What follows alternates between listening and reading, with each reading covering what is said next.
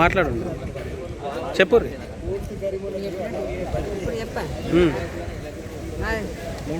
మూడు సార్లు వచ్చినాడు సారు పునాదోడిన్నాడు వచ్చినాము మళ్ళీ అప్లికేషన్ ఇచ్చినాము మళ్ళా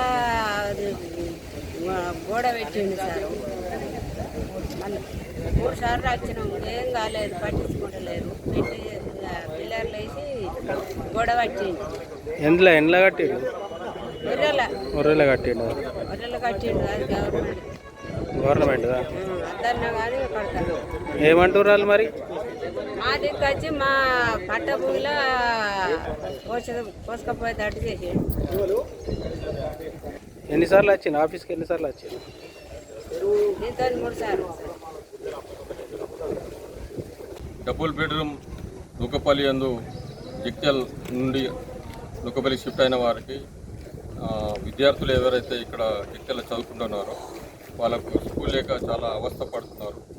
ఆ సందర్భంలో స్కూల్ గురించి ఒకటి రిప్రజెంటేషన్ కలెక్టర్ గారికి ఇవ్వడం జరిగింది.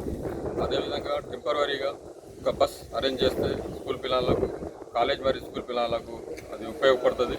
ఇక్కడ బిలో పవర్టీకి చెందిన కుటుంబాలు వారికి ఆటో పెట్టుకోవాలంటే 1500 నుంచి 2000 వరకు ఖర్చు వస్తున్నది. గరీబ్ వాళ్ళు అక్కడ పోయి బతుకుతున్నారు. మళ్ళీ ఇది డబ్బు పెట్టుకునే వరకు చాలా ఇబ్బందిగా ఉన్నది.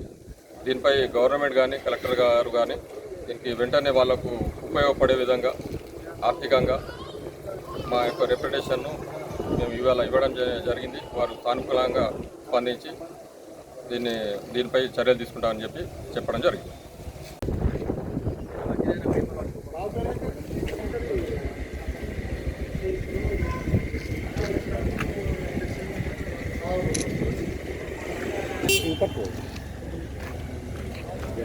చెప్పండి.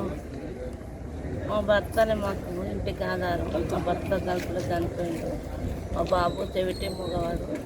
ఏదైనా పని ఇస్తే బ్రతకగలుగుతామని మేమిద్దరం. మా అమ్మాయికి పెళ్ళి అయిపోయింది, ఆమె వేరేనే.